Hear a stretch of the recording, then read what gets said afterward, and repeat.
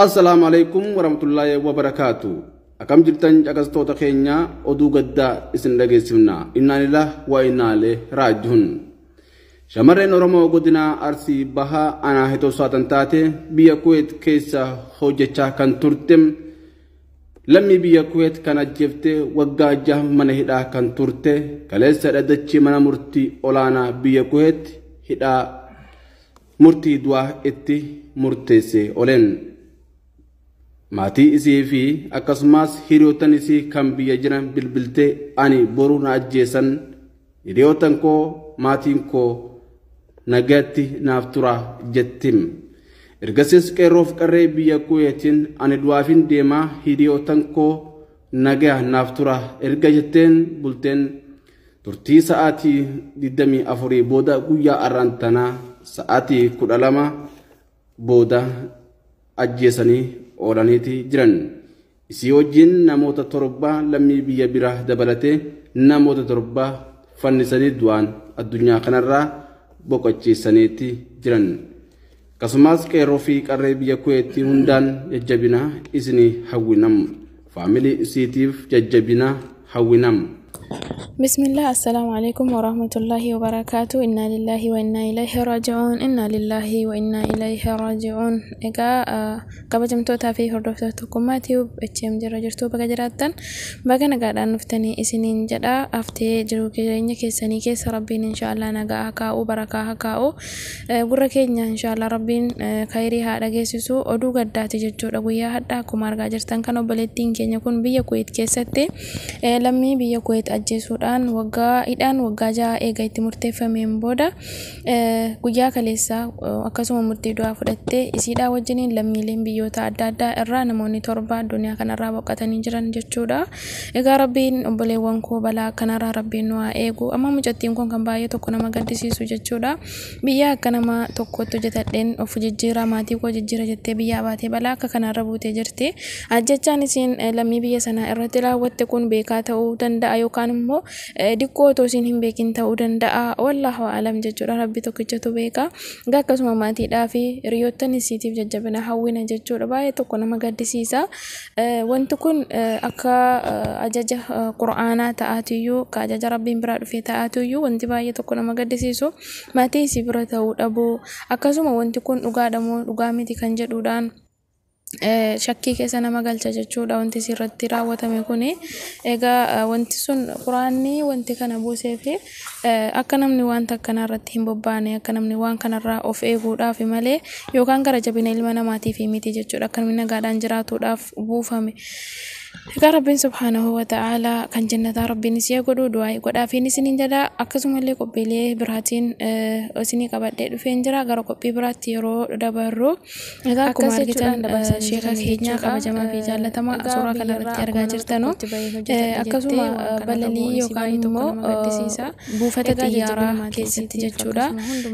Hojjettoonni amantaa islaamaa ta'an akka achi keessatti qaxaramanii hojjetuu hin dandeenyedha labsiin lafamee akkasumallee achirratti akka namni hijaaba uffatu yookaan namni amantaa islaamaa tokko yoo ofirraa hijaaba si ofirraa fuute malee hin hojjettu jechuudhaan hojii sanarratti akka bobba'uu hin dandeenye. Egaa waggaa dheeraadhaaf barumsa kana baratanii taa'anii halkanii guyyaa jechuudha itti dadhabanii dhufanii as gahanii hojii achi keessa akka hojjechuu hin dandeenye itti murteeffamanii jiranii jechuudha. Achi keessa akka jara hin fudhanne jechuudha.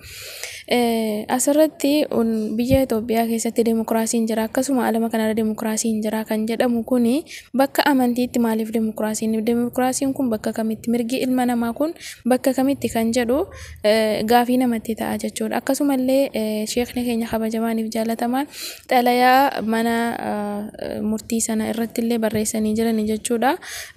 Bana buufata xiyyaaraa ummata kana ummata islaamaa hijaaba ofirraa fuudhan malee hojii kanarratti bobba'uu hin danda'anu jedhee kan nowweef xalayaan isaanii dhaqee bira ga'ee jira.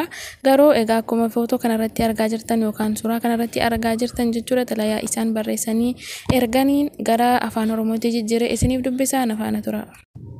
Pireezidaantiin mana marii dhimmoota Islaamummaa Itoophiyaa Sheek Hajii Ibraahim dhimmicha eega qorataniin booda xalayaa barreessanii gama waajjira daandii qilleensa Itoophiyaa erganii jiru. Sheek Hajii Ibraahim xalayaa kanaan daandiin qilleensa Itoophiyaa kan uummata Itoophiyaa hunda walqixxummaa laaluun kan hawaasa sabaa fi amantii addaan hin qoodne ta'uun isaa amanna.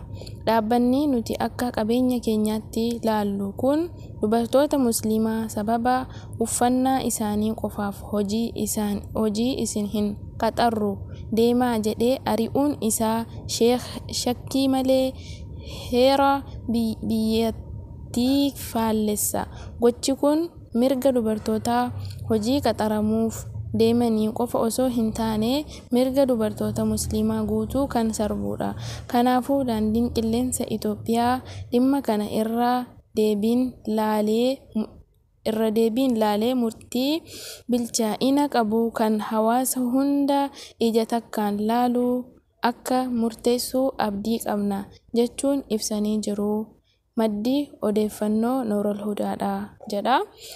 Kana fuula feesbuukii Abdii Geetaachoo irraa jechuudha. Gara afaan Oromootti jijjiirameetii jira jechuudha xalayaan isaanii kuni. Egaa kun wallaahi Itoophiyaa keessatti waan baay'ee tokko namatti dhagahamu jechuudha, waan hamilee nama cabsudha. Biyya keenya keessatti mirgi namaa eegamaadha. Mirgi namaa walqixxummaadhaan akkas jedhameeti kan himamu yookaan immoo kan dabarfamu jechuudha.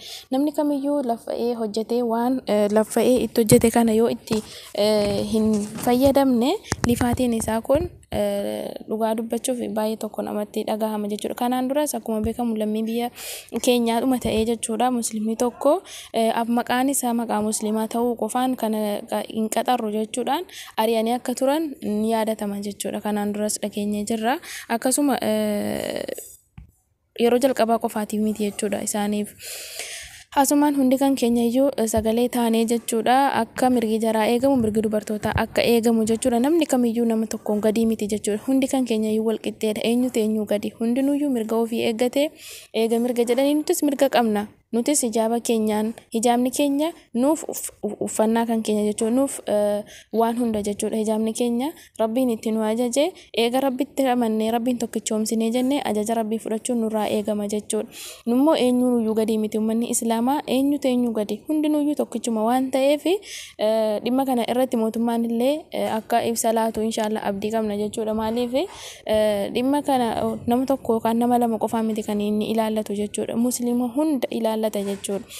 Yookaan paartiidhaan yookaan gandummaa yookaan waan akkasii otoo hin taane nama Islaama laa ilaaha illallah jedhe ilaallata. Hunda keenya ilaallata jechuudha.